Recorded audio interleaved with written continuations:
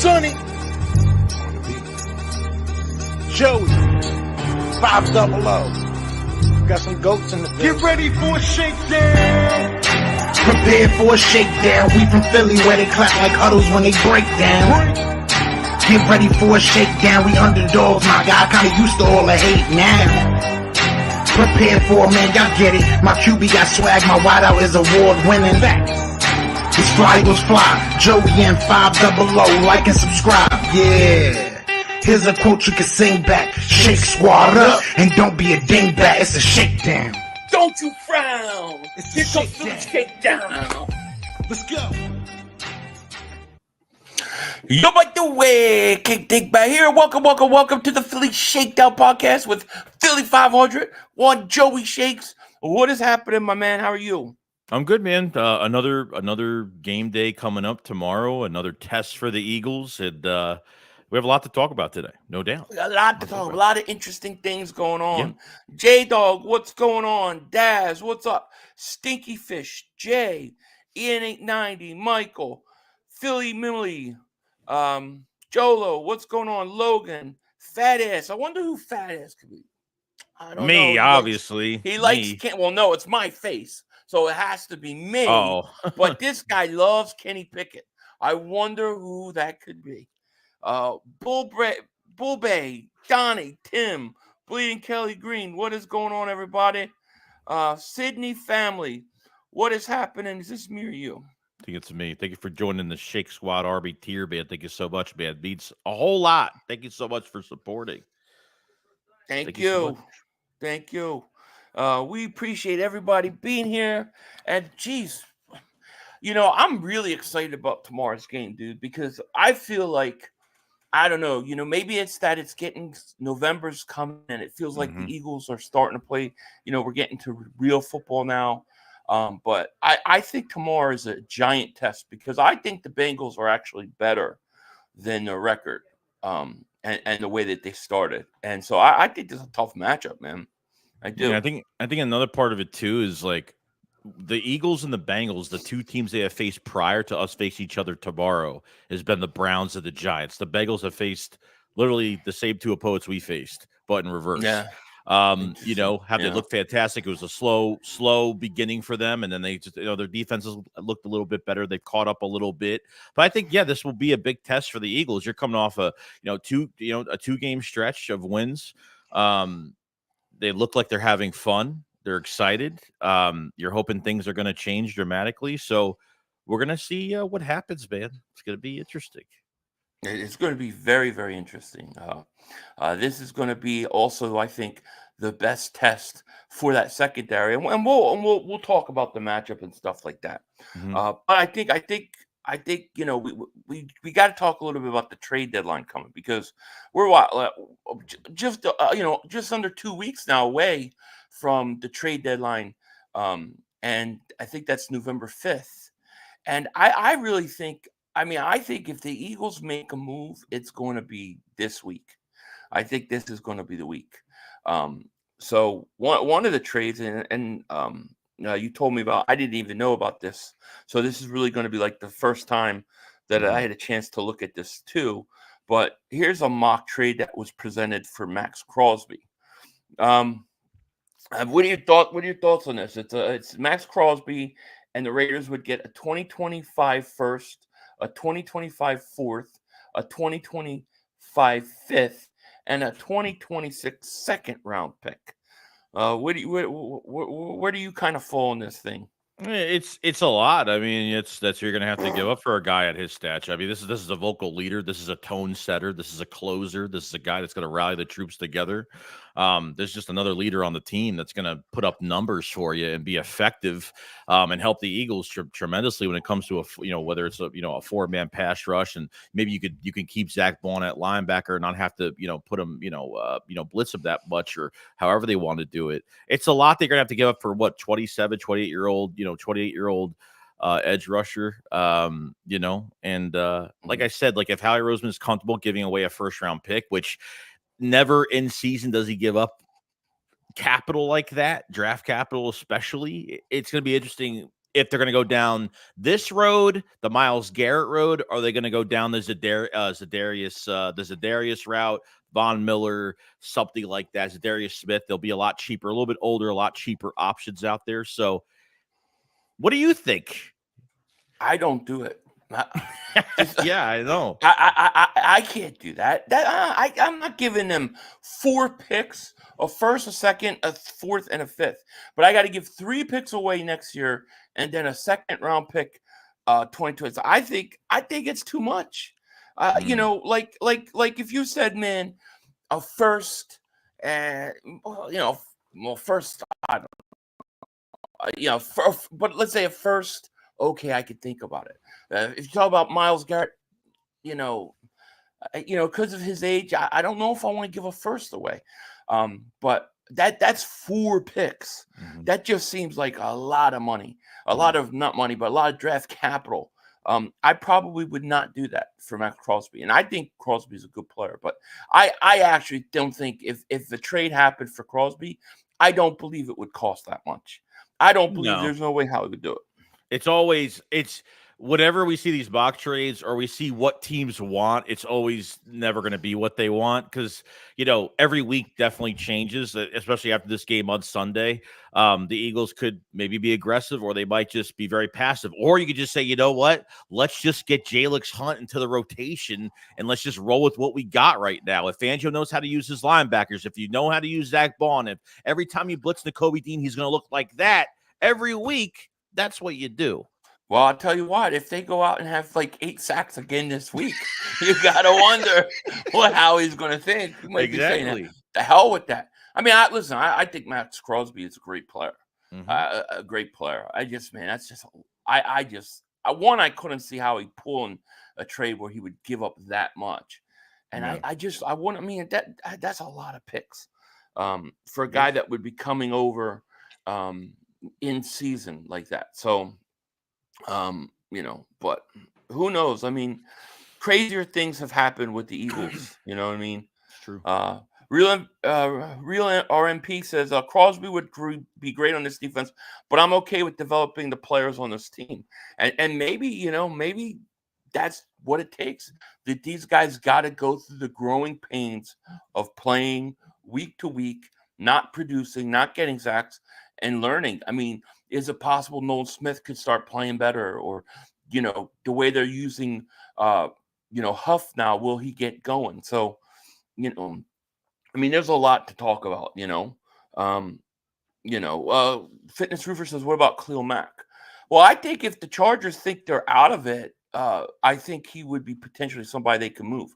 I think he would be, to me, that makes a lot of sense because Vic Fangio has, had him before, and it would be for like 1 year. Like I see a guy like that for 1 year coming.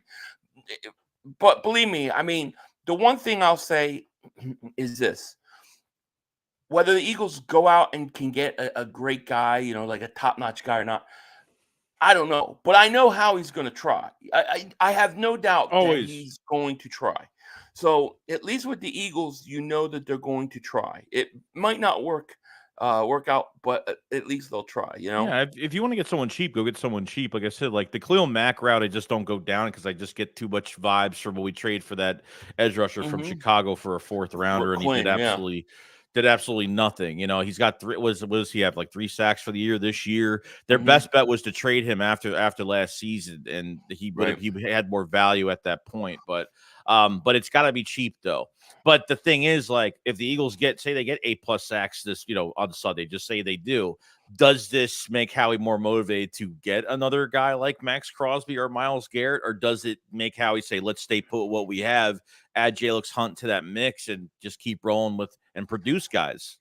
I think it makes them less likely, because I think he's like, wait a second, maybe our guys are starting to play some good football. This is 3 weeks in a row that we've gotten production. Why should we go out and get one of these guys when maybe we just need to play? So I actually think it makes it less likely. Yeah. I mean, but that's just me. Sydney family, man, thank you for the super chat. He goes, how we may get cheaper linemen, edge, who's good? Well, I mean, maybe Khalil Mack, what's his face, Von Miller is suspended, and he's coming back. Now, he was off to a good start before he got hurt, or not hurt, but suspended. So, I don't know if I don't know. I don't know. I mean, who knows? A lot of times these things end up happening where it's somebody that we're not even talking about on a team we're not even thinking about, and we'll see. You talked about Trevon Walker as well. If the Jaguars, if they decide because they're paying too many other guys right now, they start losing a little bit more games, that maybe they make a trade. Maybe someone makes an offer for him last year of his rookie deal, if that makes sense. Yeah. I mean, we'll see. I know how he's going to try to go out there. You know what I mean? Mm-hmm. It'll be interesting. Philly, do you think we could use another running back? I mean, me personally, on a personal level, I do, because I think that there's a huge drop off between Miles and Barkley, and then not Miles. I was going to say Miles is a good guy to get, but between Barkley and Gainwell, I think there's a big drop. You could use somebody in between that, but I don't think the Eagles will do it. I don't think what we saw. Well, here, I'll ask you this: do you think what you saw versus the Giants, that style of football and the way they played, do you think they stick to that, or do you think they revert back to pass? Because I don't think they stick with it. You could stick to it to a certain extent, but Jalen Hurts isn't throwing the ball 14 times in a game. You got to make it make sense here. Jalen Hurts is going to have to, there's going to be, the Browns, they stopped the running game somewhat. You had to pass a little bit more. I know it was a different situation that week, obviously with injuries. But no, I think the philosophy should definitely change. I feel like this team should be a run first team. I think they should run this offense through Saquon, because I think defenses have a lot more to worry about. They used a couple of running backs in the backfield the first week against Green Bay, and they kind of got away from that. Even the running backs in the passing game, they have Ben Van Simmern as a fullback now, so they're trying experimenting with new things, which is great. I love that. Oh yeah, you can't tell me that wasn't Nick Sirianni. And Nick didn't say, "Let me smoke some pot." Why don't I use Ben Van Simmern? As fullback. Come on. Texas Eagle, he says, we are okay at running back. We need Garrett Crosby. Oh, let me say, I mean, I wouldn't do that mock trade, but I would still try to get Crosby or Garrett. Definitely. I mean, but that was just on that mock trade. That just seemed like too much. Tommy says 500 last week. Barkley's was Barkley's game, but letting Smitty end up with -2 yards is inexcusable. They better get him the ball this Sunday. Yeah, I mean, they tried to force him the ball on a wide receiver screen. Their wide receiver screens, hell, their running back screen, anything that's a screen, maybe except for the tight end screen, takes so long to develop with this team. It sucks seeing Devontae only have one catch for -2 yards. But the thing with Devontae is, dude is the ultimate team player, man. He doesn't complain. He doesn't cry. And he's just as happy that they won. That's why he's my favorite player on the team. He's my favorite player on the team. Here's a perfect example of why Eagle fans need to be more grateful of this wide receiver core.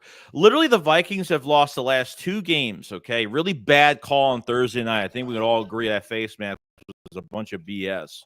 But Jordan Addison goes on literally on Instagram and says, pretty much free me. Pretty much why am I, you know what I mean? Not getting targets. You don't see Devonta Smith, even in 22 when they trade for AJ Brown, Devonta Smith in that first game didn't have one fucking target, not one catch, not nothing. Did he complain?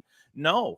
And not only that, he took less money to sign, which really was the catalyst that opened the door for them to extend Brown as well. Agreed. People don't give him enough credit. Devonta Smith, to me, that's why he's my favorite player, because he just wants to win, and he's so talented. I love the guy. It doesn't have to be extreme, but defense should be.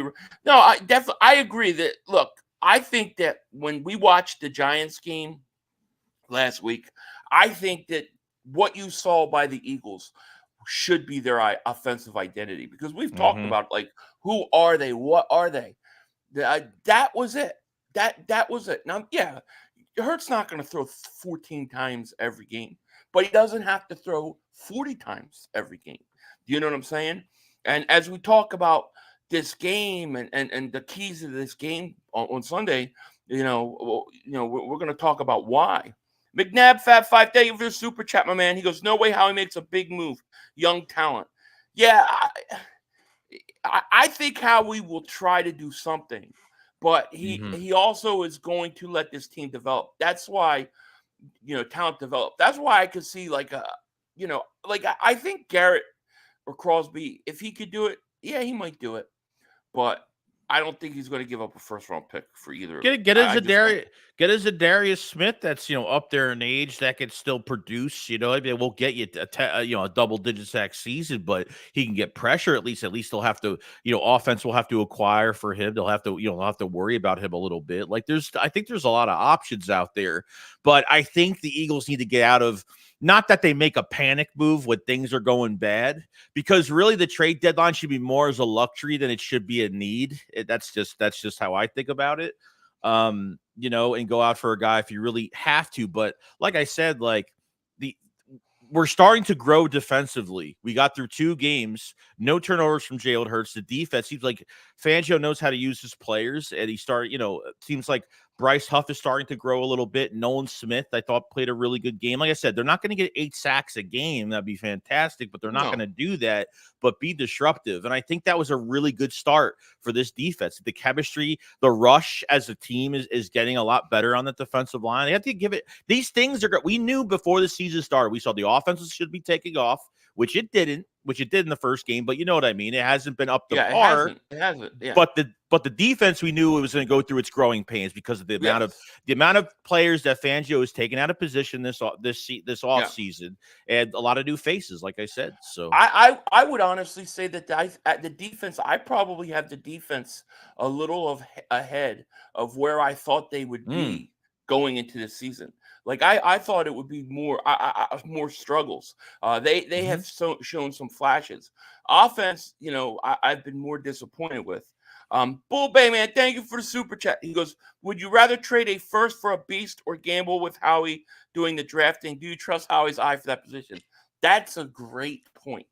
That's a great point that I didn't consider, because it's true. Howie, if you got a top 10 pick that is all right, who the talent is going to be there, how he can make the pick. But when you get into the late first rounds and you get into those picks, those 20s, Howie, look, I'm sorry.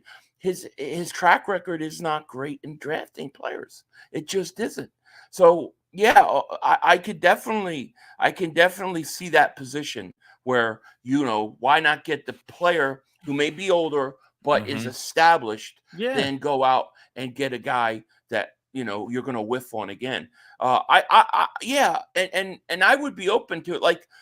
The problem to me with the trade was there was just so many picks on that Crosby. It was 4 picks. If it was 1 or 2 picks, or it was like Crosby for a first and a future, 2026 fourth, I might think about it. And you're taking away a second round pick. It was just how many picks there was, but no, I mean, you make a great point, dude. You really do. At least, if with the second round pick for next year, if you want to have all those picks for 25 and then 20, you take away a second round pick in 26, whatever. I mean, the Eagles might not even have, because of the Reddick stuff, what's going on with that. He's starting against New England this week. We'll keep track of that, see what he does in these games, but they can't lose a second round pick in 26. Can't. Easy as they say, if I would go watch Gateway Sports Breakdown. Yeah, I think I've seen it. I've seen it. Yeah. Shout out to him. I did watch it. But yeah, I agree with you. Let's see here. Says the Eagles special. Ed, we should be running the ball 35 plus. Well, I get it. I mean, I listen. If the Eagles decide to say, you know what, we're going to be a smash mouth run football team.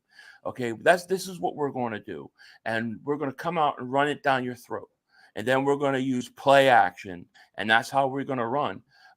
Yeah, dude, I don't think many teams beat them. I just don't. because I think that they're that talented, especially with that offensive line and that front. You know, and if you're going to be that way, I would consider a running back by the trade deadline. Oh, Why not get some more depth? And I think a lot of these reporters, even on NFL Network too, like I don't really watch a lot of that because it's a bunch of BS. But there are times they're like, you know what? Like, what would the Eagles do without Saquon Barkley? I honestly don't know because the passing game is so unpredictable and it's non-consistent every single game. It's always something different every game, whether it's really good, really bad, or because you have a nice balanced attack with the run game, it works out. Like you only throw 14 times last week, which he didn't have to throw 14 times last week. Right. Well, I have no problem that he only threw 14. Like if you don't need to throw the ball, who gives a shit? You know, don't. Paul says, why do you think we surround Hurts with great receivers, a great running back, a great offensive line? Because Hurts needs all that to barely function. Listen, like this idea that, well, okay, we're gonna surround our quarterback with talent because we don't think he can win unless he has other players around him. That's to me not a big yeah, of course. Of course you're going to do that. You got to do that. Look, in my opinion, there are only 2 quarterbacks in this league that can play with lesser talent and make everybody look better. Rodgers is too old. He used to do it. But there's Mahomes, and he's struggled this year. And there's Josh Allen. And then besides that, I think every other quarterback, including Hurts, needs talent around him to function. Look at Dak Prescott. I mean, Dak Prescott was, look how great Dak is. He don't have a running game, and look at how his turn. He's one of the. I think he's like second or third in interceptions. So I agree. You got to have. Hurts has got to have talent around him. Yes, totally agree with that. Yeah. But so do 30 other quarterbacks, as far as I'm concerned. Maybe 29. I don't know if you would say Burrow or not, but I mean, I think most quarterbacks need good players around them to be good. I think there's only 2 guys that can make average guys look better. In my opinion, what do you think, man?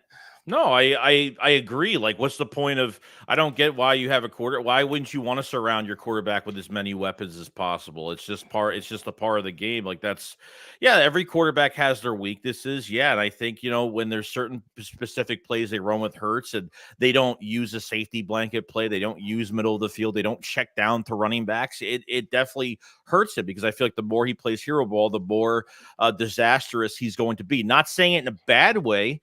But, it might be a dink and dunk offense, but Hurts will be clutch in those big moments. You have to work up to those big plays. Those, Kellen Moore is all about the short yardage passes when these receivers can get all the yak yards on their own. Obviously, checking down to the running backs. I mean, there's a lot that goes into it, but no, that's what you're supposed to do, man.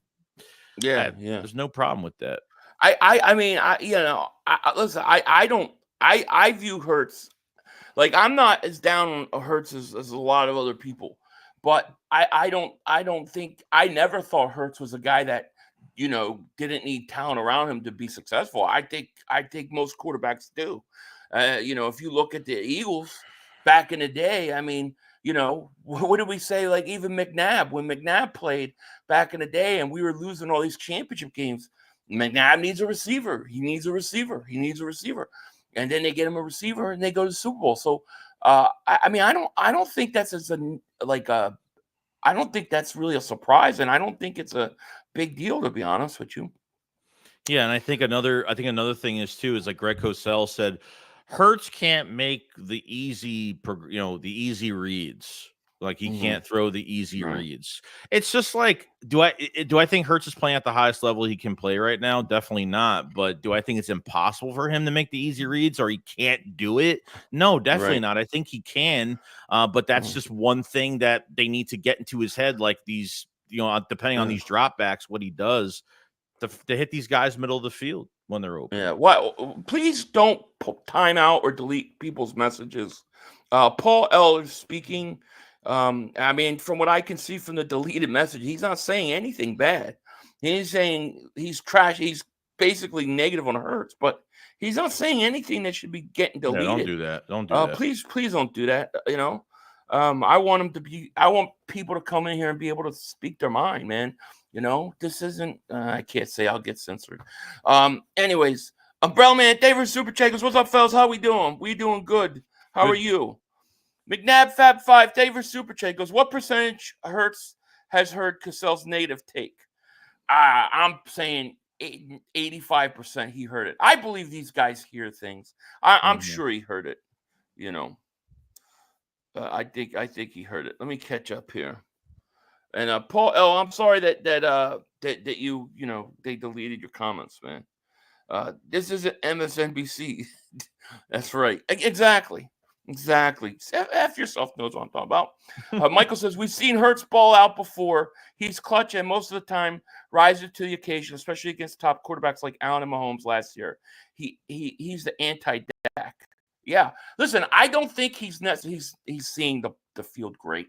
I think he is. I mean, I went back and watched the last 2 weeks of all 22s, and my God, he doesn't throw over the middle. It is mind-boggling. But I don't think I don't think it's unfixable. I don't think that we're dealing with a situation where we're stuck with a guy who's is maxed out.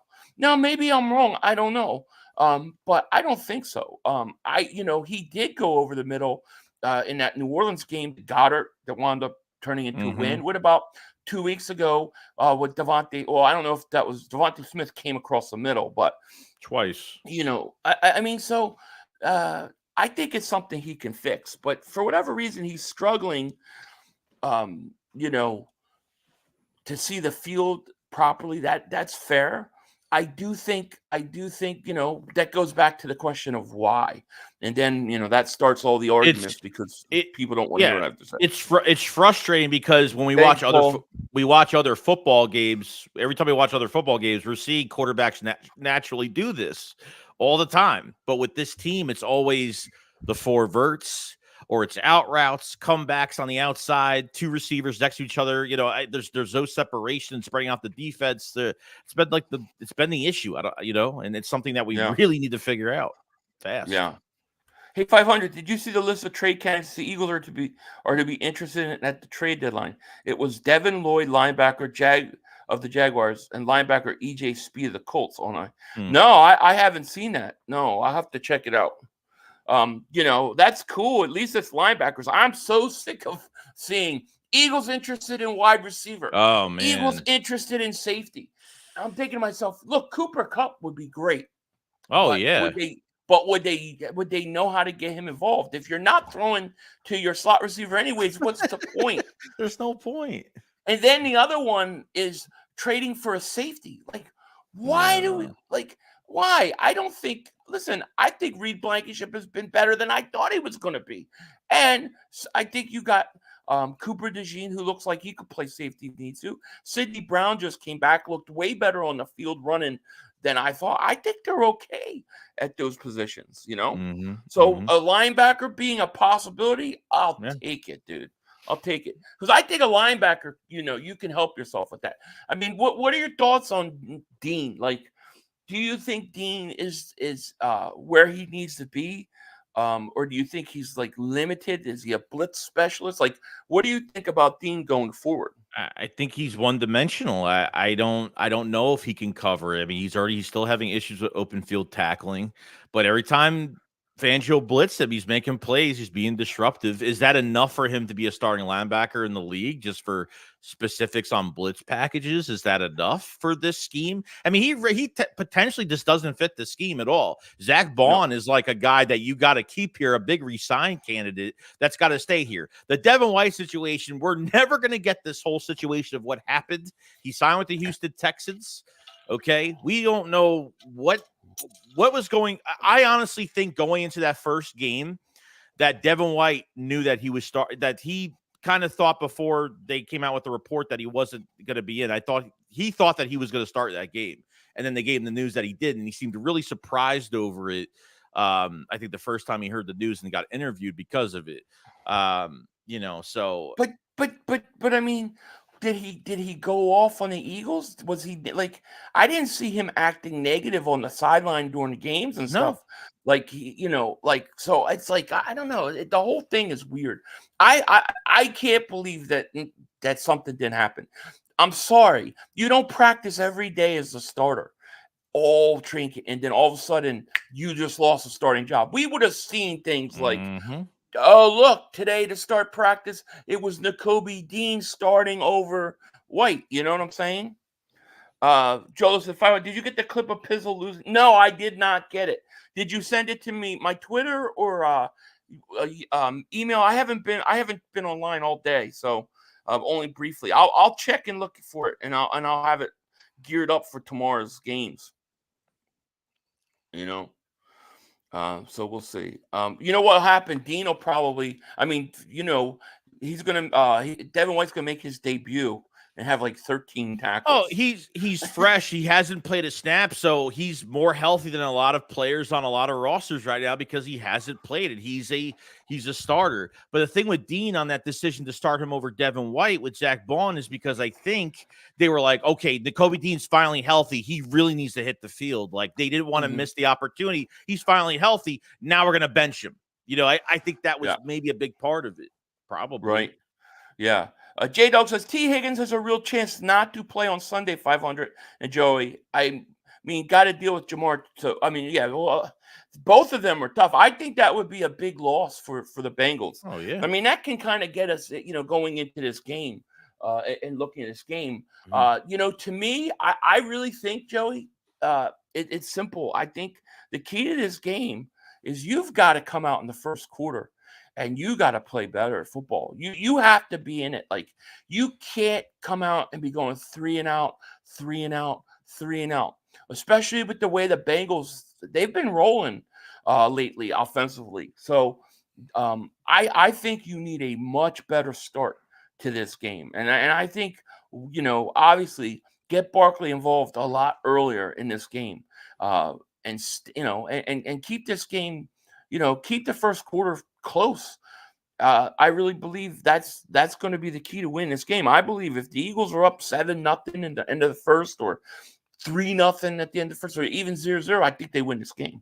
But if they fall down like 7-0, 10-0, I think it's going to be a problem.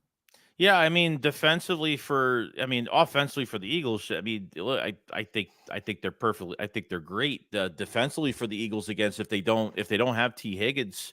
I think obviously with Jabbar Chase, being the only one out there, make the decision. Do you kind of shadow him with Quinyon Mitchell in this game, or you kind of leave it alone and just play basic wherever he lines up, whoever is there. So we'll see. Yeah. I mean, they essentially don't have a run game. They have no run game. They're ranked like 21st, I think, in rushing right now. So it's not great. I think if you get what. No, I didn't mean to cut you off. I don't sweat their run game at all. No. Yeah. I think, yeah. It's make them great. I think you make them one-dimensional and just make sure you're covering Chase, taking away that option for Joe Burrow. I think you can get some pressure on him, take away that run game. Like I said, make him one-dimensional and get pressure. Let's have fun again. I think that's what you could do. Roy says, hey, guys, sorry I missed the last 2 weeks. I just got back from a honeymoon. We went to 2-week cruise out to Venice. Went to Rome, Sicily, Greece, Barcelona, a few other. Oh, man. Damn, congratulations, man. And congratulations on getting married, man. I hope you had a really, really good time, And no, go ahead. Here's another thing, because Joe Burrow had his press conference. It seems like there's a lot of people, I don't know. The Eagles haven't faced the Bengals since 2020, where they sacked them 8 times in that game. I don't know if that was the tie game. I forgot how that game went. Yeah. Tie. Ugly game, obviously, but he talked about Fletcher Cox. He's like, oh, thank God he's not on the team anymore. Like, he really didn't talk about what the Eagles had that made him really worry going into this game. So I think Jalen Carter needs to remind Joe Burrow what's happening on that defensive line come Sunday. So I would love to see another 2-sack day from him, That would be great. I mean, Joe Burrow, I don't think that dude worries about anything. That's why, No. I don't. Because the first few years of his career, man, their offensive line stunk. And he just stays in the pocket and throw. He doesn't care. He just stays in there and throw. So Burrow is a good quarterback. They got a lot of weapons. That passing game is dynamic. And this is going to be Quinyon Mitchell, Cooper DeJean. This is going to be that secondary's biggest test. And I honestly think I kind of like where the secondary is right now, Joey. I like what we're seeing from the young guys. Mhm. I'm really happy with the secondary. You know, I I don't I am. don't I don't think Quinyon Mitchell has gotten the respect around the league yet, and I think it's going to No, come sooner or later. Cooper DeJean is no. starting to settle in now, where it's been a huge upgrade over Avonte Oh, Maddox. It's been a oh, huge yeah. upgrade. It's been day and night with that position so far, especially in the run support and his coverage and his tackling and how physical he is. It's been absolutely insane. So, I mean, there's so many with Cooper DeJean, especially for the future.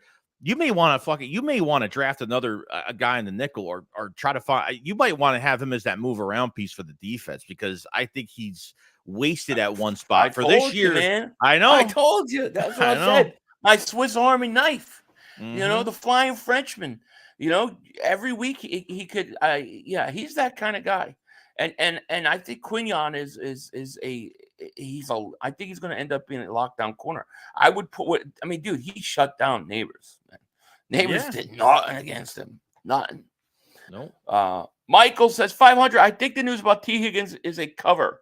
I think that he's going to play. I don't know if I trust the news. I don't even know. Did he get hurt in practice? Yes, Is that what happened? yes, I looked into it. He Practice. did. He has a grade 1 quad injury. He's officially questionable for Sunday. Now, grade 1 quad injuries apparently take up to 2 weeks. So even if he does play, he's not going to be 100%. So Mm, that's pretty much what it is right now. right. Right. Michael says, "Our no-fly zone is looking good for years to come." Yeah, I think it is too. No doubt about it. Let's see here. King Eagle says 500. Have you heard the Eagles are looking to trade Avonte Maddox? I wonder what they could get for him and Bradbury. Probably maybe two Dorito chips. I don't know. Nah, I mean, I don't know what you could get, but I would get rid of Avonte Maddox right away, dude. I don't think you can get rid of him right now because he's got too much value to what we need right now. Unfortunately, he's to being a backup safety to being the backup nickel. Because really, other than Cooper DeJean, who do you have that can play in that spot? Ringo can't play in that spot. Ricks can't play in that spot. Rogers can't play in that spot. So you're really limited to that inside spot. Bradbury, on the other hand, is a whole different story because if he gets to the active roster in a week or two, what are they going to do? Who are they going to get rid of? I mean, Mhm. unless it's Tristan McCollum that they put back to practice squad or something like that. That's the only player I could see them putting back to practice squad so he fits in. So Sidney Brown and Bradbury could be the backup safeties. I don't know, or because Maddox is in here as well, so I don't know how that's going to work out. But it's going to be, What do you think about Isaiah Rogers? Like, he's not really playing at all. I mean, don't for the guy who was the best guy all season. You know, in OTAs, everybody talked about him looking the best. Even at training camp, he had a really good camp. Like, I mean, he is not on the field at all. I feel like we're wasting his talent sitting out and yeah. on the sideline. You know, how do we get him on the field? You have a lot of depth at that position, unfortunately. And I think the big whoopsie, I mean, which really came in our, was a really good decision by us, but I think we got really lucky when Isaiah Rodgers messed up his hand before that week 1 game against Green Bay. Quinyon, I think, was supposed to play nickel this whole entire season. That's what Yeah, I think. And Isaiah I Rodgers think would have been so. on that outside. I think so. Yeah, I think that's what they were going to do. Paul says Mhm. Bengals are always a threat with Burrow. That's true. They are. Our no fly zone. Yeah, it's looking good for years to come. Mr. National says he's the paparazzi kid. All he really cares about is a camera flash. You talk about Burrow. Yeah, I could see Burrow having that. You know, if you're and King Eagle said about the trade about looking to trade Avante. If you're looking to trade another guy, I mean, could Isaiah Rodgers be in the mix? I mean, he's only got a 1-year deal, and he doesn't see the field at all. Would they consider it, or would they even trade Slay? Would they pull something like that? Yeah, it's a possibility. Isaiah Rodgers or Slay could be a possibility, Yeah, sure. he played when Slay got. He played a little bit when Slay got hurt. It Mhm. depended on the team because the other game where he got hurt, they put Ringo out there. So and you still have Ringo. So I mean, I like where we're at secondary wise. Now, You I know, want to ask you a question. So obviously Jordan Davis had the less of the snaps on that defensive line last week against the Giants. Now, do you think they only did that because they had a lead for once and they could get what they wanted, more of a pass rush? They didn't think Jordan Davis could do it, so they obviously put in Moro Jomo and Milton Williams, so these other guys had more snaps. Do you think he's getting phased out, or do you think they only did that because of just the way the game was going and what they wanted? No, I believe it was because they were in passing situations the rest of that second half. Yeah, I think it was because of that.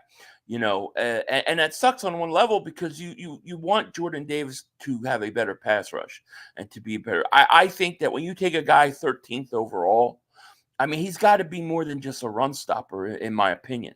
So, I'm not giving up on Jordan Davis, and I think he needs to play. I still think he needs to be in better shape. And but I think it was because they were throwing so much. But like I said, I still think it sucks that they look at him and say, well, we can't use him on passing downs. So, that's not a good sign. Now, I think this game will show us, this game will show us more because, I mean, how much do the Bengals really run the ball? How much are they going to run the ball? But, we'll see. If he comes out with like 10 snaps again this week, yeah, then maybe it's a problem. But I think it more had to do with more with the passing situation. And look, I'm a big Jordan Davis guy. I thought that was going to be like a great pick, and I expected a lot more than what we've seen. However, I'm not willing to give up on Jordan Davis yet. I don't think he's a bust. I don't think we can call him a bust like a lot of people do. I think he has shown flashes that he can play. No, but I think he's too heavy. He's not Dexter Lawrence. That's what we're saying. He's not at that caliber at all. And that's, I think that's a big night and day difference of how much is he going to get paid after his last year next year. Because I think that's really going to matter. But we'll see. I mean, I think Moro Jomo's been having, the statistics. The statistics don't fly off the paper, but he's been. I think Moro Jomo's been better than Milton Williams this year. I mean, that's even more scary. Yeah, he's been really good. And what about Booker? I think Booker too has been good.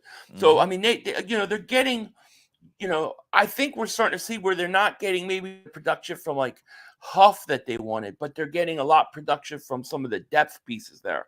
So, listen, King Eagle says that we're making an excuse for Jordan Davis and his ineptitude to stay in shape. I'm over it. Yeah, I mean, we've never really heard the Eagles say anything about, we think he needs to be a little lighter or this or that, but I still think he's out of shape.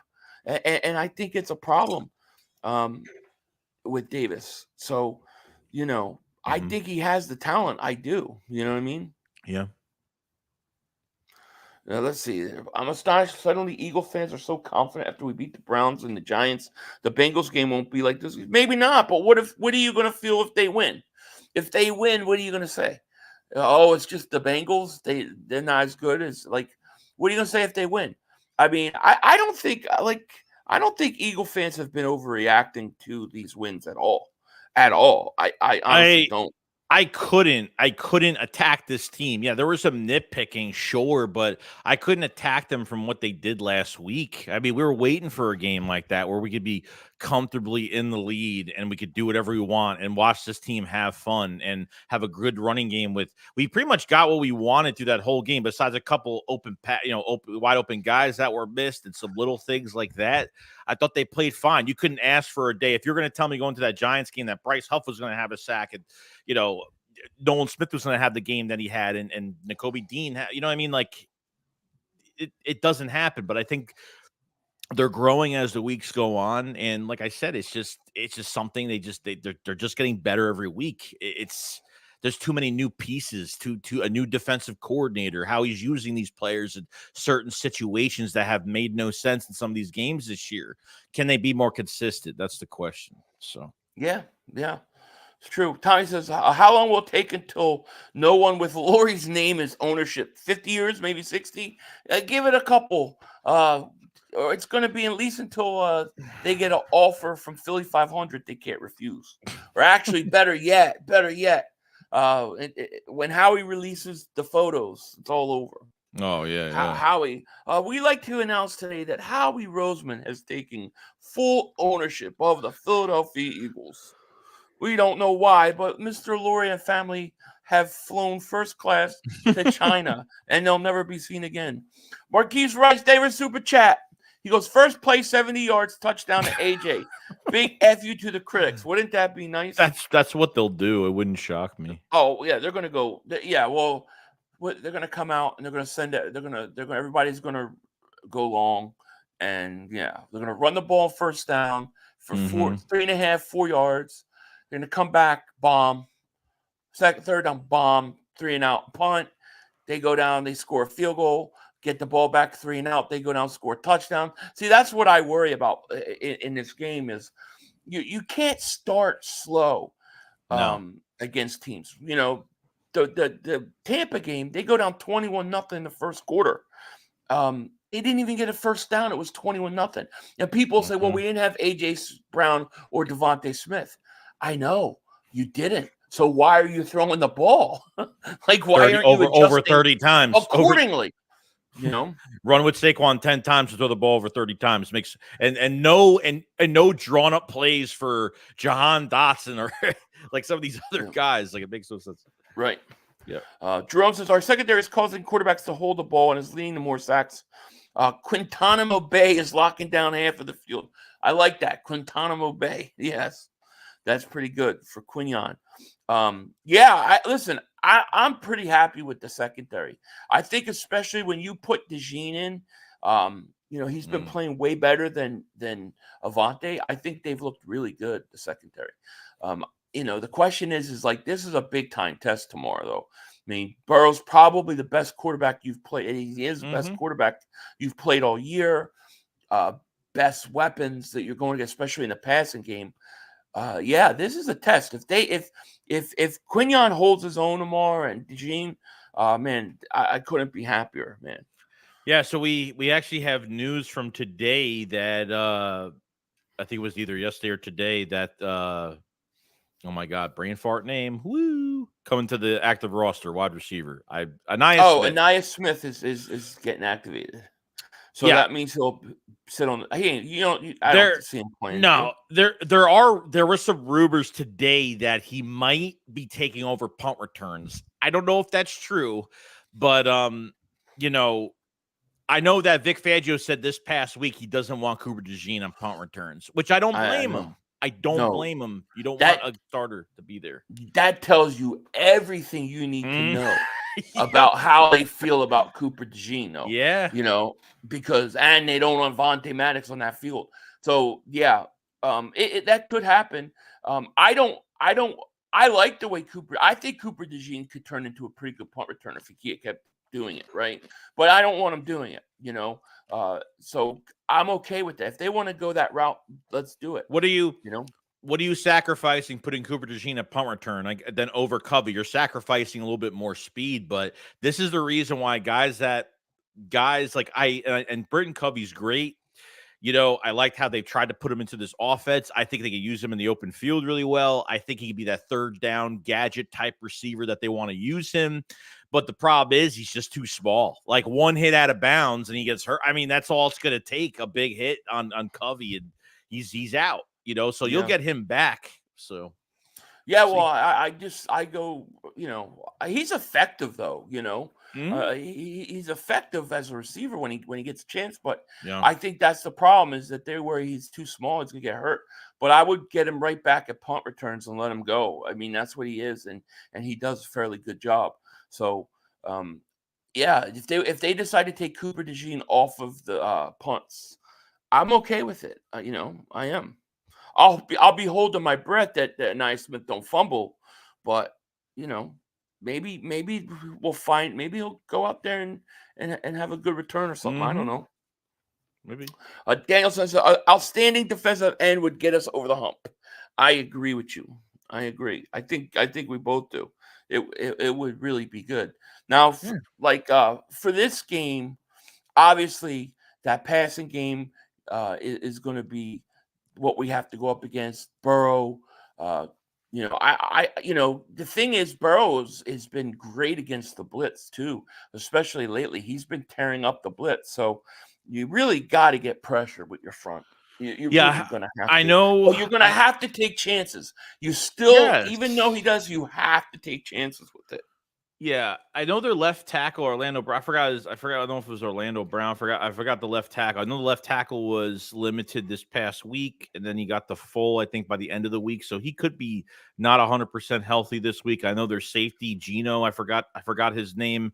Another guy that was in a cast last week. I don't know what injury he had after the last game, but he seems to be playing on Sunday as well. So they could have a little bit of they could have a guy at left tackle that's not fully healthy, but we'll see how that goes. Right. Marquise Rice Davis Super Chat goes, absolutely no quarterback design runs on the first drive. Shaking my head. Yeah, it'd be nice.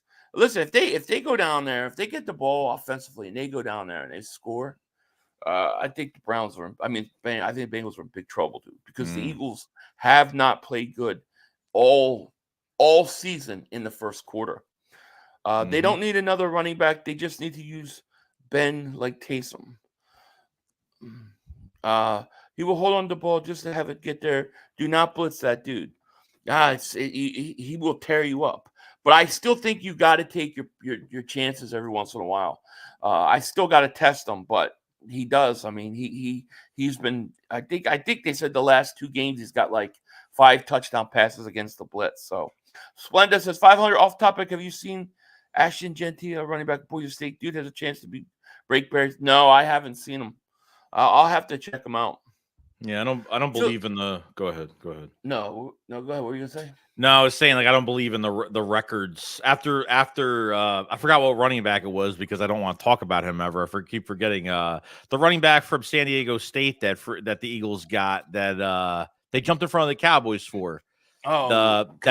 He broke Marshall Faulk's all-purpose record at San Diego State. And the deer in the headlight guy. Yeah, I forget his name. Kyle says, Philly Joy, at what point do we replace Hurts? Me personally, I don't think Hurts is the guy. I mean, I'm not even thinking about replacing Hurts at this point. Not now. I would say that if you consider if you still have this problem through all the way next year, I think that the Eagles would start to think about it. It depends really how they end this year, and it depends on if it really depends on the ending of this year and who they acquire next year. If it's a failed season this year, they don't get into the playoffs, or they get into the playoffs and get get eliminated and get really embarrassed that first round, whether it's a wild card game or whatnot. It really just depends, man. But the thing is like okay, I know he's had struggles. I know he hasn't been perfect. I get it. But I mean, sometimes, and I'm not saying Kyle's doing this, but it's like he's not Deshaun Watson, dude. Like he's not as bad as I don't think he's as bad as everybody makes him out to be. He still comes up and wins games and comes up and makes plays when he has to. He's also playing, right? This is supposed to be new with Kellen Moore. It's supposed to be. So I think I don't think we're even in that area yet where they would look to move on from him. That's just my opinion. Do you think they force feed AJ Brown too much? Do you think that he's way too he needs to be more comfortable with some of the other guys than really being AJ Brown? I mean, AJ Brown's a superstar, obviously. You want to give him the ball when you can. You see that matchup, but what do you think about that? Yeah, situation? I think he's very comfortable with AJ Brown and Devontae. He trusts them. I don't know that right now he trusts everything he sees all the time, and I mean, he's going through some things, but. I think he's got to get a chance to work it out. But at the end of the day, I mean, we're 4-2, so we're a 4-2 team, and yes, he has not been perfect. But I just don't think he's been that bad. I think you still could win with Jalen Hurts, especially with the talent you have around him. And to even think about replacing him, I mean, I think that's a big extreme. Like, I don't think we're even in that same like solar system yet of where we should even talk about that. I'm not. I mean, who are we going to put? Kenny Pickett? I mean, I mean, there's only one guy in the whole world that would be happy about that. You know, and I'm I sure get it. he's here. Hurts just wins. He has his moments more good than yeah. I agree. I mean, if I'm gonna be honest, if it's the fourth quarter of a playoff game and you're down 4 and it's about 1 minute and 45 seconds left in the game, who do I trust more? Jalen Hurts to go down and score or Dak Prescott? I'm taking Jalen Hurts. So I think Jalen Hurts gives you that. He can rise up and he can win games at the end of the day. I don't think he's been perfect. I don't think he's been great. I don't think it, but I just think it's too early to give up on him. And I really believe this, and people don't like when I say it, but until Nick Sirianni is out of the equation of anything in this offense, it's hard for me to really judge Hurts on the level that you need to, I think you got to take that into account. Yeah. Yeah. Dodgers are up 4-1. Damn. That's fine. Tony says 500. How many hands are in the playbook though? Jalen looks like he's trying to run 2 different offenses. Well, that's what we're saying. I think you've got at least 3 hands in there. I do, and it's not like it's supposed to be blended. The offense, right? It's supposed to be like blended, but it doesn't look like it's blended. It looks like it's 2 different offenses sometimes. So yeah, I agree. They think he's bad because he's not the best pocket passer. Yeah, he's not. He's not. And you're going to have to give Jalen Hurts talent around him and all that. But listen, Jalen is capable, I believe, of becoming able to throw more over the middle. I think he can do it. Like the things that we talk about with Jalen, I think are fixable things, dude. I think it's fixable to not turn over the ball as much as he has. And that was my main issue with Jalen early this year. It was way too many turnovers. The last 2 weeks, he hasn't turned the ball over.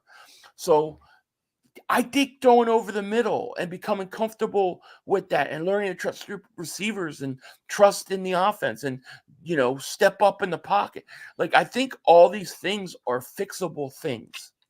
I do. I think they're fixable things. But I'll say this. How fixable is it if your quarterback is not on the same page with your coach? If they have to spend a whole bye week trying to talk things out. And what are they talking out? So to me, it's got to. I think it's fixable. So I think we got to let the season play out and see where it goes. But my hope is that Hurts gets better and better as he gets more comfortable. Yeah, and on top of everything else, like you're not even talking about this year, but the future. Like you're going to keep running the same dual, the two cooks in the kitchen type offense. You know what I mean? Are you going to keep doing the same thing you've been doing? If last year never happened, we would be more surprised this year, but we're not because we see so many similarities from this year to last year. There's certain sequences that when they get on the field makes no sense. You're up 14-0 against the Giants. You throw 3 times. Really, after that second half, really going to the second half, after that first series on offense, they came back on offense the second time. They looked like a totally different team. It's just, I don't know how they look that different from series to series. Like Philly said, unless it's fully changed, I want to see Jalen Hurts behind Kellen Moore 100%. Does it help that they put in a new playbook with some old plays from last year and a new playbook this year? No, it doesn't help at all. 10 coordinators in 8 years. I mean, it's just it's ridiculous. Like the guy's never going to settle or be in rhythm. Yeah. Listen, he has his flaws and he has his problems. There's no denying. I mean, Daz has only 4 completions over the middle here. I know there's problems. He misses guys. He doesn't throw over the middle. I get it. It's definitely true. But if you say, okay, well, we're going to replace Jalen Hurts and this is how we're going to do it. I mean, that's a big move. I mean, the Eagles aren't going to want to go out and bring in some old veteran quarterback. They're going to want to get quarterbacks through the draft. So now we're talking about having to acquire a lot of picks to get up there, and they're going to have to do something aggressive like they did to get Wentz.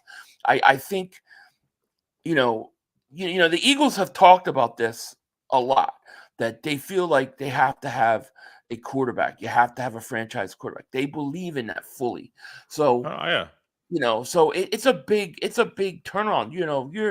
You're having to change a lot of things. I would say forget trading for anybody. Go out and start trying to acquire as many 2026 draft picks, first rounds as you can. Like the best way forward is the hope that whatever issues Jalen has, he'll fix. He's not perfect. There's a lot of quarterbacks that are not perfect in this league. Even, Patrick Mahomes is struggling too. Everybody could struggle and go through it. The question is, are the problems and the issues fixable? And I think that they are at this point, and we got to see how the season plays out. But, when I get to the point that I don't think it'll improve, I'll be the first guy to come on here and tell you it's time. But right now it's too early. And Philly, another thing too is that they can't, it's kind of like already too late to say they hit the reset button, because you have to figure this shit out with the play calling connected to the quarterback and what he feels is going to make this whole offense comfortable, because you're locking up Devonta Smith, you locked up AJ Brown, you locked up Landon Dickerson. Like, you have big contracts on this offense to just now be like, if Hurts doesn't work out, now you're just hitting the reset button next year and saying, maybe we have to work for getting a quarterback, so they're going to have to go through these hula hoops pretty much, of trying to get rid of contracts and going through a whole mess. Like, I think they're very close, but this play calling has got to be on par, man. And there's too much of dual play calling, and we know the issue. It's just, and right. I'm not making excuses for him. No, Hurts has made mistakes. He has done things like bad throws, not throwing the middle, bailing. He has, and those have been problems. And he's responsible for his turnovers and stuff. I fully agree with that. I just don't know that wanting to replace him right now is the way to go. I don't think we're on that level yet. I think he's not perfect, but I still think he's good enough to win games. This team should be 5-1, man. I mean, we're talking about what, putting game 5-1. If Barkley don't drop that ball, we're 5-1. So I don't know. To me, it's just like, it's extreme to even go there. It's extreme, like ECW. Yeah, we are ECWing Jalen Hurts, and I think it's too early for that. Now, if you tell me, well, okay, Nick is out and not having any part of the offense, and we go through this year, and Jalen continues to struggle with the turnovers, and then you go to next year and it continues, then I'll say, yeah, man, I think we've maxed out with him. But too early right now. Eagles talk about David Super Chat goes, it's Carson Wentz trauma. We're paranoid. Yeah, probably. Listen, I wasn't even ready to give up on Carson Wentz. Carson Wentz gave up on us. That's how I look at it. True. Lorenzo Davis Super Chat. He goes, I know this is looking ahead, but you guys feel about the Commanders in a couple weeks? I think it's going to be a big game. I think it's going to be a good game, because I think it's between us and them for the division. I think Dallas is out. I think Dallas is going to continue to fade. I think they're going to lose tomorrow, and I think it's the Eagles Commander. So it'll be a big game. Matt Martin, David Super Chat. He goes, is Hurts running the offense? If so, why can't he just run the ball? If Nick is running the offense, he needs to be gone. I don't think Jalen's running the offense. I personally believe it's Nick, and mixed with Kellen Moore and stuff like that. But I think there's a lot of talk. Ron Jaworski talked about this. I think it was on 4th of July. I can't remember where, but he talked about too many people in his ear. I think there's some truth to that, man. I do. And like I said, I'm not trying to make an excuse for the guy. I don't want to do that. That is not my intention.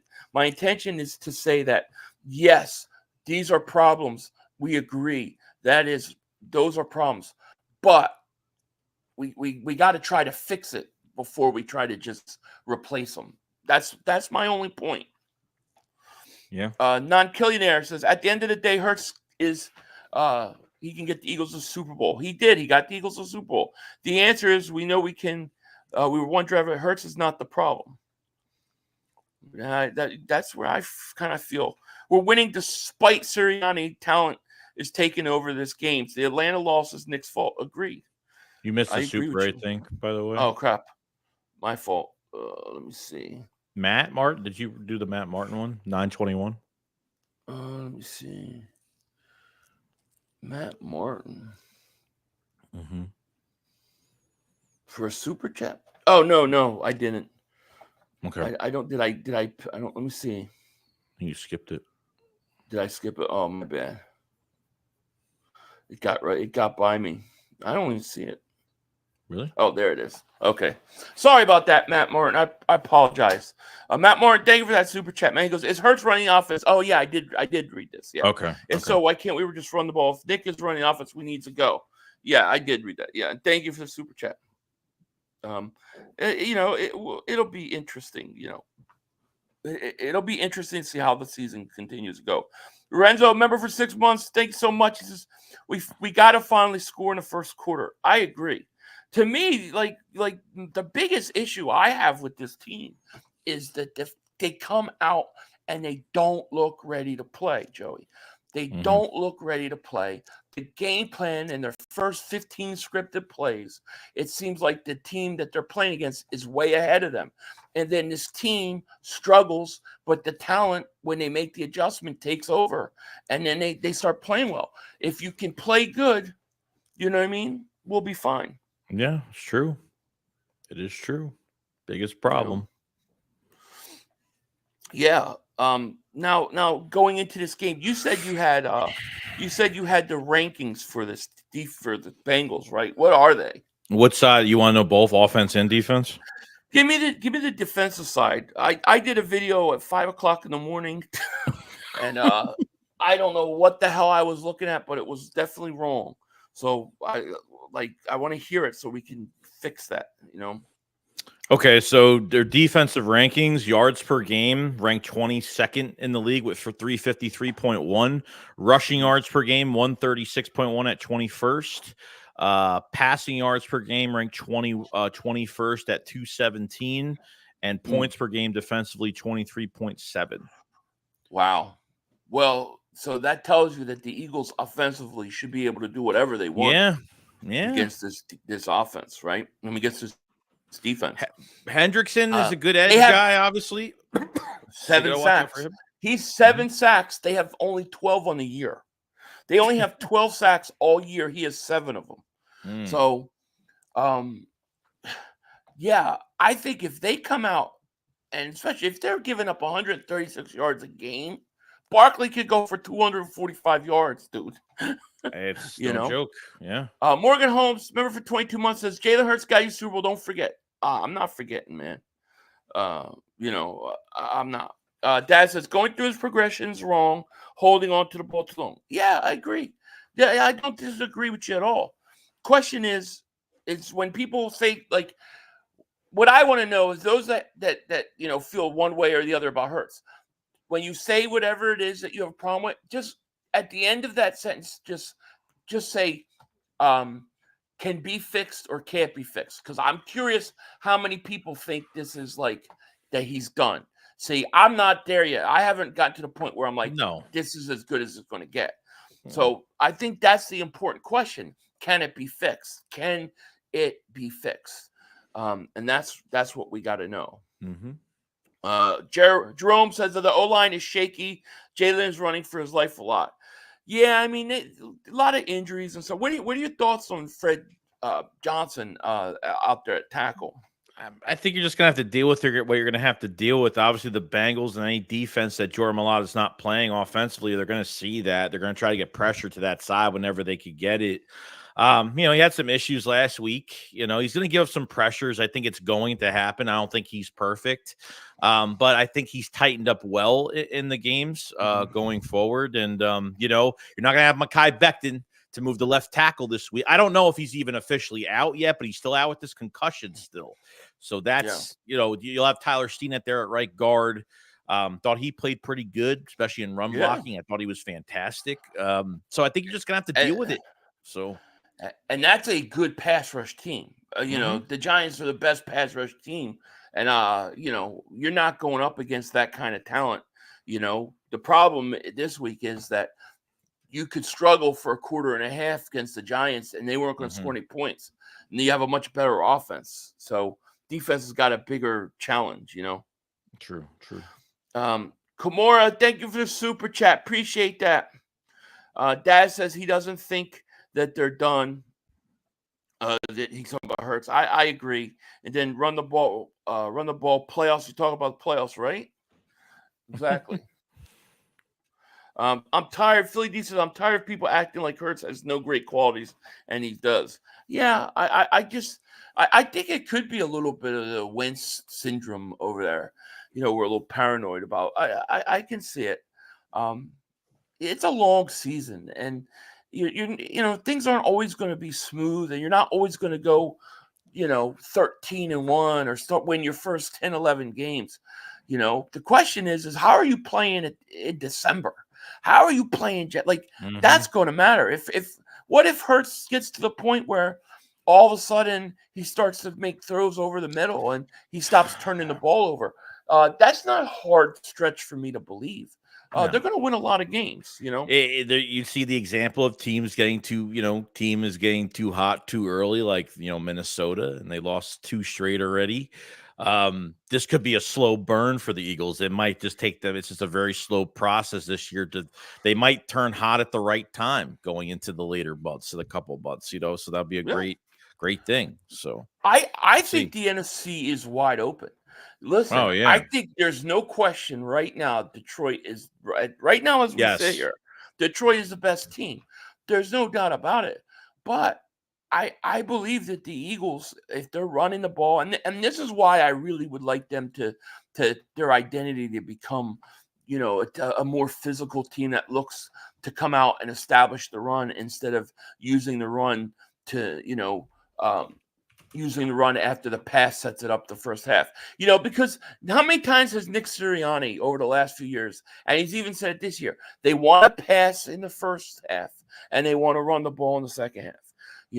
And when it worked in 2022, we would have big leads at halftime, and then we couldn't keep the leads. We would take our foot off the gas. Now, because teams know what you're going to do, it's a problem. And Tech says returning to MVP reform requires for Nick to give up play calling. We haven't scored in the first quarter in each game. Yup, that's Hurts' fault. And I totally agree with you. It's like you're not scoring in the first quarter of games. You come out and they do the same thing. And these are scripted plays. These are plays that they decide that they're going to run. And they don't do it. And then we're killing Hurts for that. I think it's coaching. I think the coach put the players in a bad position to start the game. I do. And I think that's on Nick. And people don't agree with me, but I'm sorry. You're talking about the NFC as well, even with obviously Detroit being that number 1 team that we have to get by. Tampa Bay is going to be hurting. Mike Evans re-aggravated his hamstring. He's going to be out probably. It's going to be week to week. They lost Chris Godwin on that horrible tackle on that dislocated ankle, which was horrible.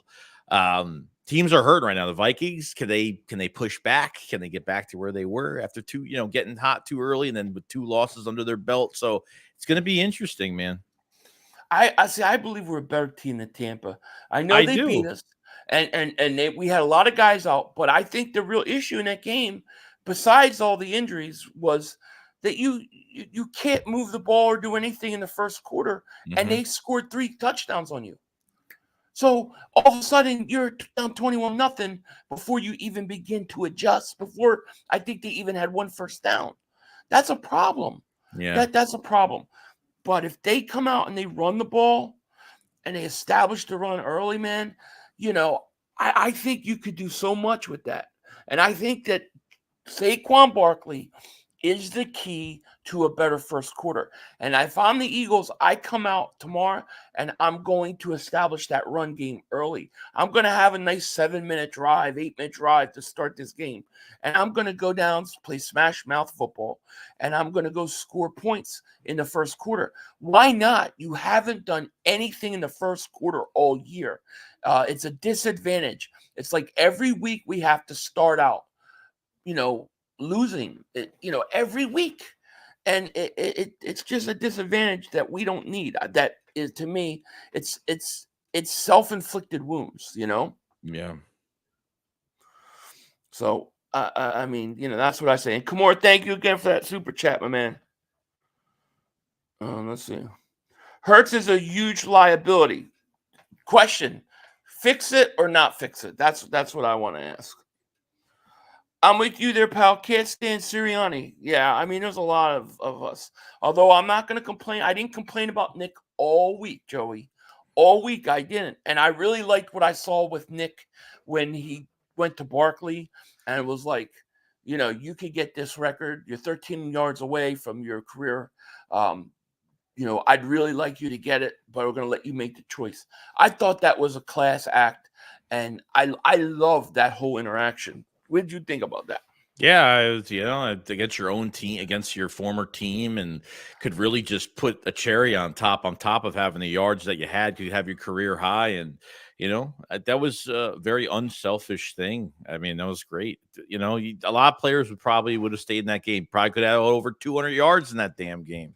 But that was a good thing that he did that. Jolo says 500 if he only run one offense and not go back and forth between coaches and offensive coordinator, his production will be a lot better. Yeah, I believe it. I believe that too.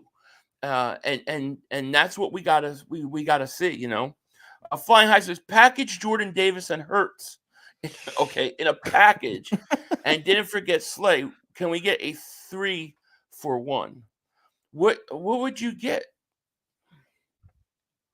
The money is already what are you gonna get? I mean, like, what are you trying to get? Three number, like, how many number one? One number one? Nah, no. I mean, you can't do that. It doesn't make any sense. Daz, I don't know if you even want me to read this, man. I'm not gonna read that. I ain't gonna do it to you, Daz, because I think that's crazy. Matt David Super Chat goes, if they let Hurts be himself, what can't of the situation would we be in a season? I don't know. That's the thing. I don't know, because it's kind of hard to figure out, who's exactly doing this, who's exactly doing that. I think Hurts just needs to keep going out there, keep playing, keep trying to fix the things that he has, not turn over the ball, and I think he'll be all right.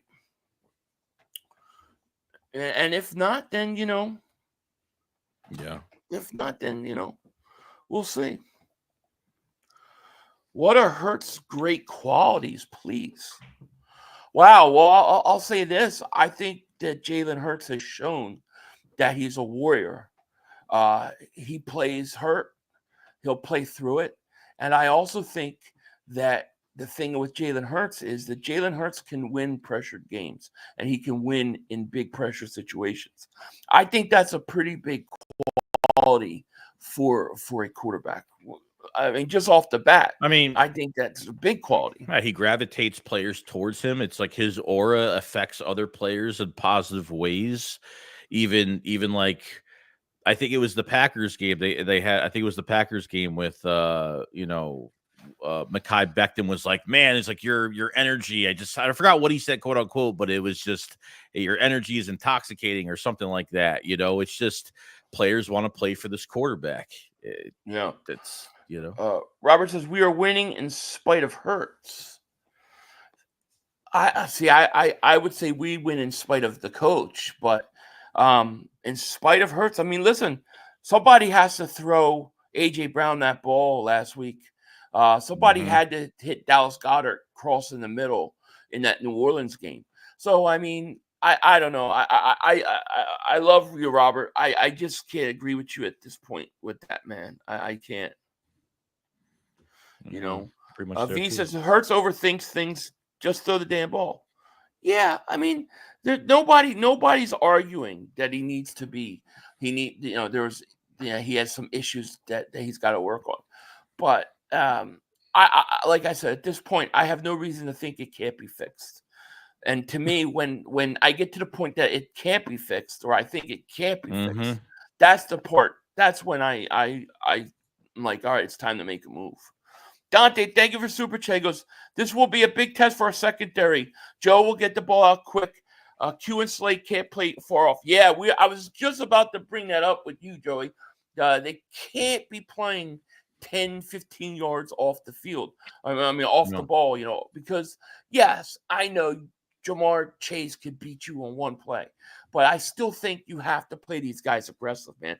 I would rather give up one big play during a game than have a quarterback have 80% completion percentage, go on 7-8 minute drives every time he touches the ball.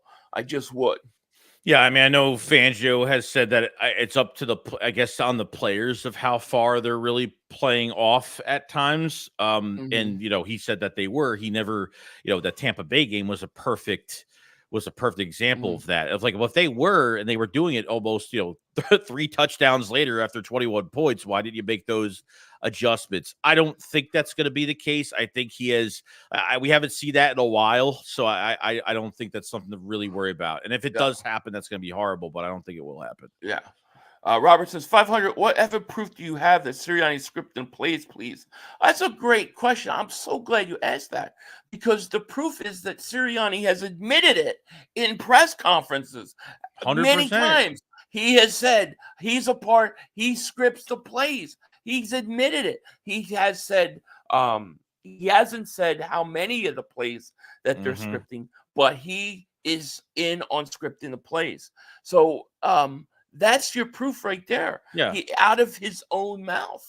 Yeah, we were worried about third downs and fourth downs, and that wasn't the case. That he said, "Oh, do you run how much? When you run the offense, yeah." He's like here and there, and here and there could mean a lot of plays. It could be. Eagles Talk, baby. David Super Chat. He goes, I think they're baby stepping Hurts into Moore's offense. His completion percentage is up 9% from last year versus the blitz. Interesting. Yeah, maybe. Listen, this is a situation where we could talk about all day about Hurts and his flaws or what he's not doing good. I get it. We both get it. But the question just remains the same. Is it fixable or is it not? And at this point, the Eagles are not going to pull Hurts. They're not going to bench Hurts. They're not going to give up on Hurts. So what's the point in dwelling on it when we got a game to play? That's how I see it. Brooks, David Super Chat, he goes, need more short passes to get first downs. Yeah, I would love to see more check downs and things like that.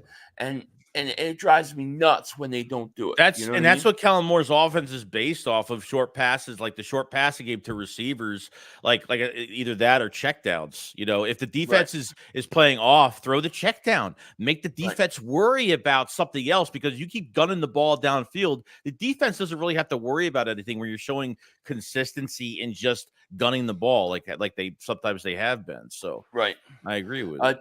Jay Recruiter, David Super Jay goes, Eagle fans never critique Kellen Moore. I would say 2 things. Give it time. It's early in the season. And 2, the problem is we don't it's really hard to know what control or power he has because of the coach and the coach's influences on the offense and being a part of it. So it's hard to know how much we should be pointing the finger to him to begin with. I try not to say when they have a good half, oh, it was all because of Kellen Moore. I don't try to say that because I don't know.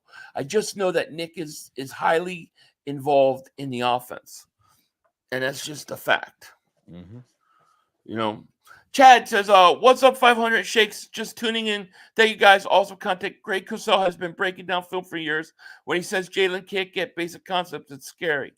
Yeah, I mean, it sounds horrible, but the question is, can you fix it? And can it be fixed? That's the question, As far as, going into tomorrow's game, we know what we got to do. We got to run the ball. And if we do that, we'll be fine. I don't think there's anything like, I don't know. And thank you, man. I just don't know why people act like, now I'm not saying he does, because I'm not saying that, but it's just like, there's nothing wrong with being a team that runs the ball and and even wants to lean on the run. I don't know when that became such a bad thing in the league and to a lot of these coaches that you don't like to do it. I don't get it, dude. It's very effective. Look at Derrick Henry in Baltimore and how his running has helped that team. And then look at what Barkley's done for us.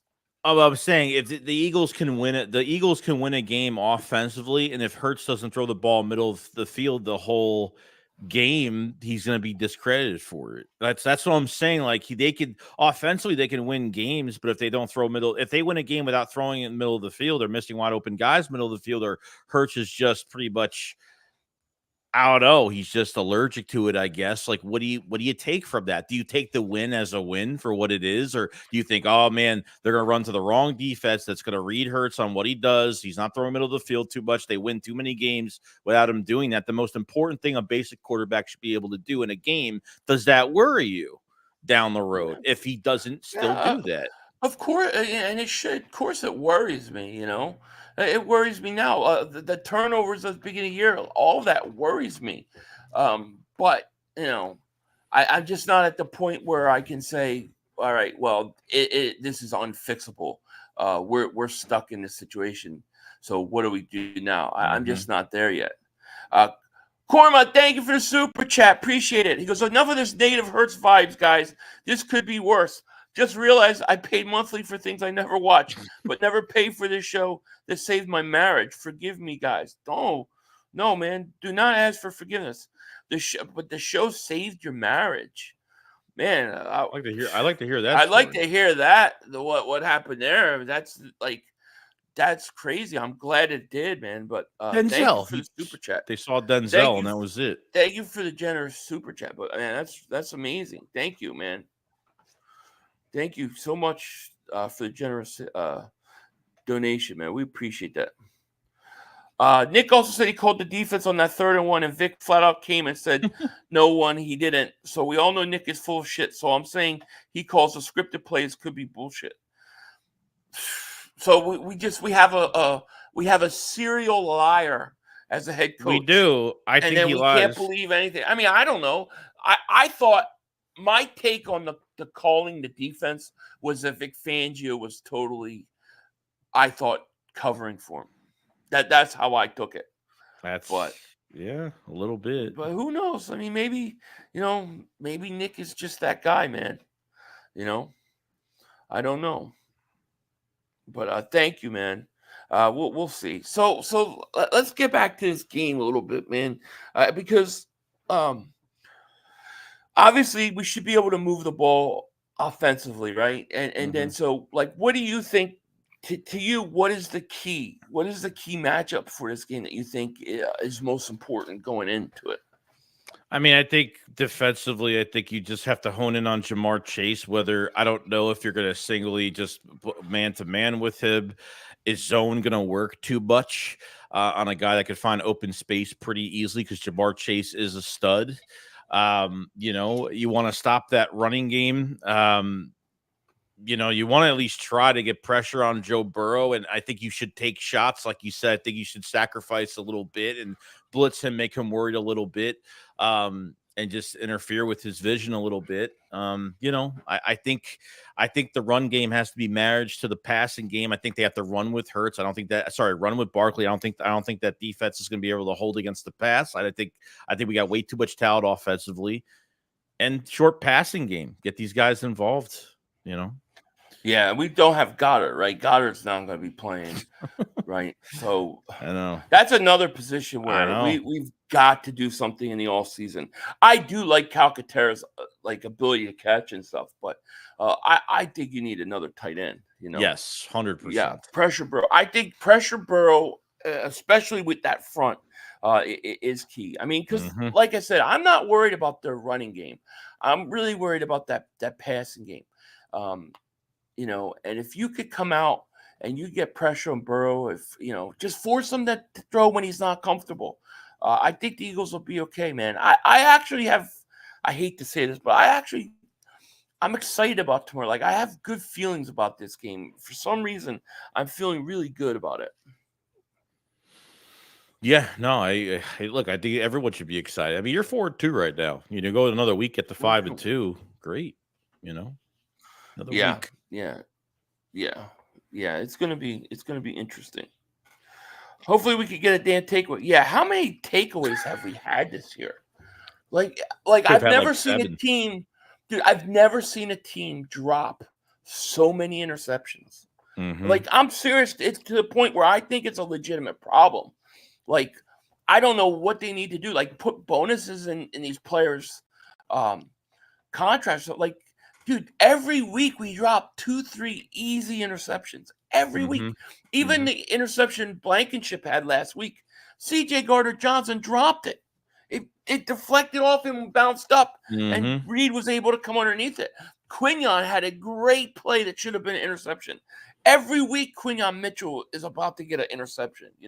He's just gonna get better. He does. He has feet for hands right now. I need to help Quinion with that, man. That guy could have 8 or 9 interceptions. So yeah, I think for me, I think the key tomorrow is I think you got to run the ball with Barkley. I think that has to continue. I think you have to impose your will, and I think they need to do it early.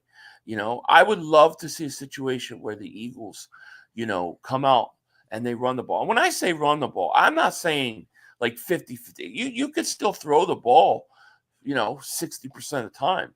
But I think that the timing of when you run the ball is very important. Like, I think you run the ball early in the first quarter, maybe put up a nice drive, go down the field, score. And, I think Barkley's going to have another big game. I really do. And I think Devonta goes off tomorrow. I think this is a Devonta Smith game. I have a feeling he's going to have a big game. Mm-hmm. I'm gonna take the Eagles, man. I am taking the Eagles. I think they're going to win, and I think it's going to come down to a field goal late in the game. I think Hurts is going to take us down the field. All the people complain about, I think he's going to make an important drive, go down the field, and the Eagles are going to win on a Jake Elliott field goal. I think they're going to pull this off tomorrow. I really do. I think I'm going to give them more credit and say that they'll separate a little bit. They'll separate a little bit later on and close it out, and not have to make it close. I'm hoping after two straight wins, they come up big again. So yeah, I think so too. Corman, David Super Chat goes, I told my wife in a marriage counseling she will understand me better if we watch Philly 500 together, and we're so much happier now. Wow, thank you, man. I really appreciate that. Thank you. I'm glad that worked out. I try to tell everybody, go make babies. Go, matrimonial duties are very important. So I'm glad that it worked out. I'm glad I could do that. Maybe I'll start a counselor channel. No. Can you imagine? I can't. I'll give good. Yeah. All right. Thank you, Corbin. I appreciate that, man. That's awesome. Let's see. Eagles got flex. No one outside Philly wants to see this game. Yeah, this game weekend, got flex, next week, right? Both I can't weeks. believe they. Do you think that's because? Like, I don't think it's because of the Eagles.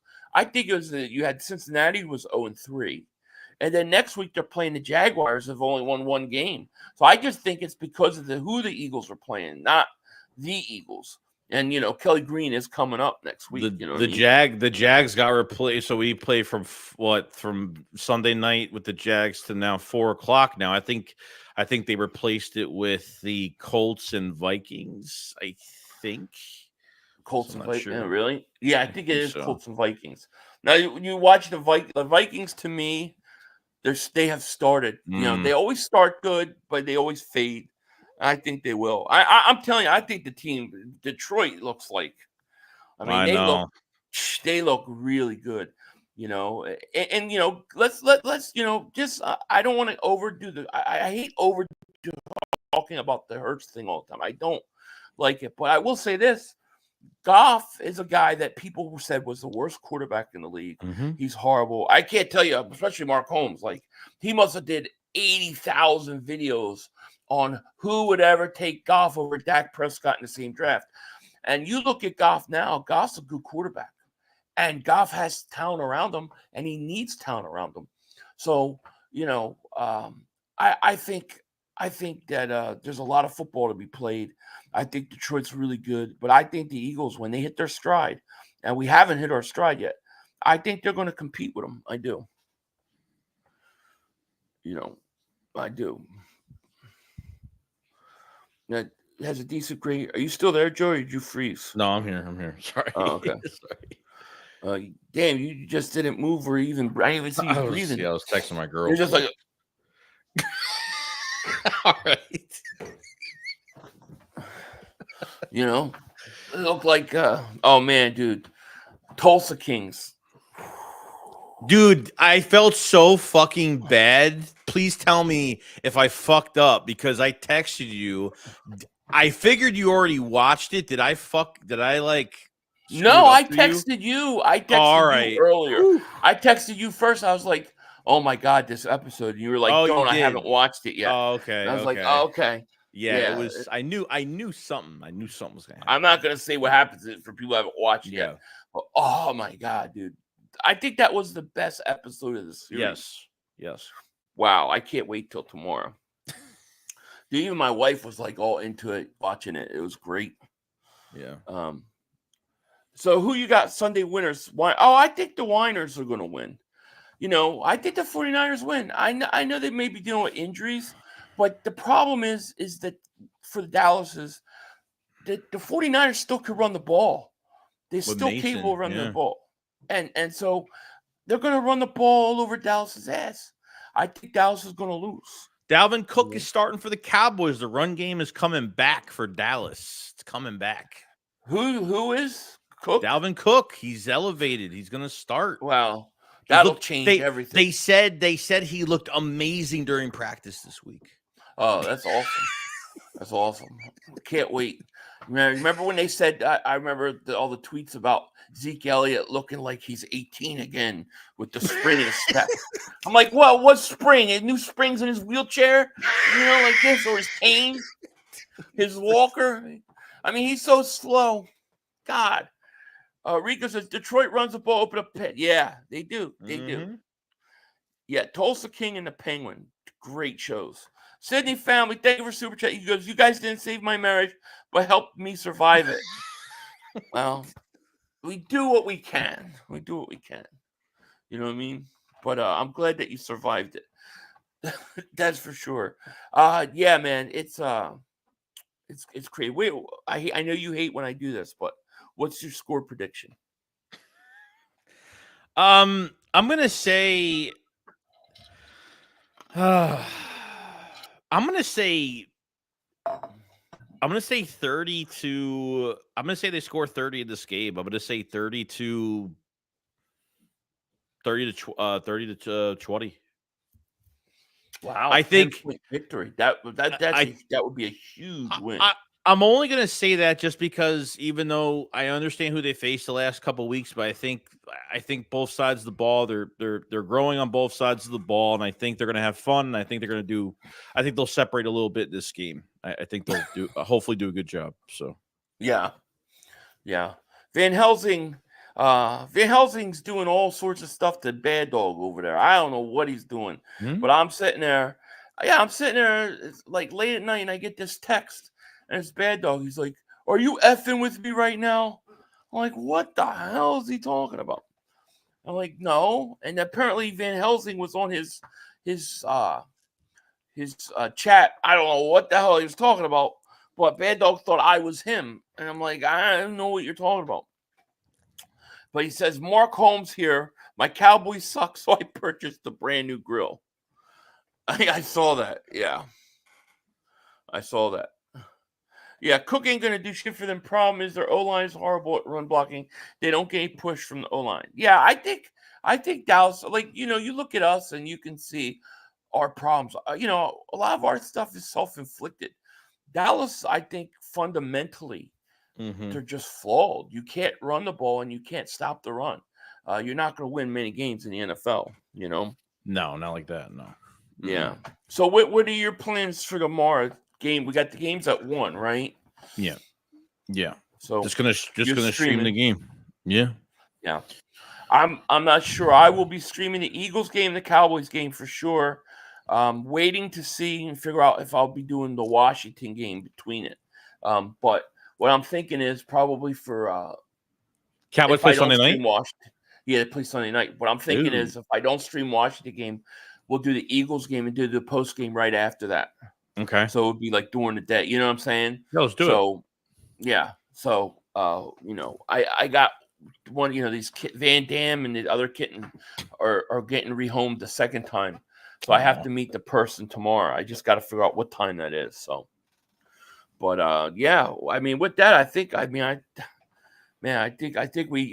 we've killed this Jalen Hurts situation in terms of I can't talk about it anymore. Like, no, I can't. It's just Even if the it Eagles is win what a it is. game, I understand we nitpick at things, but it's the same conversation every single week. And if it's the same problems, I understand why we're talking about it.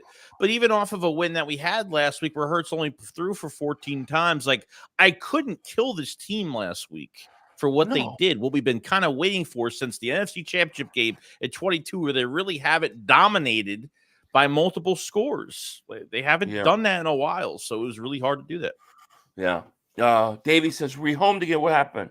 The person that initially took both the cats, or both kittens, didn't realize that they were severely allergic to cats. So their plan was to basically just give them away to two different people and split them up. And me being me was like, no, you got to keep them guys together. They're too attached.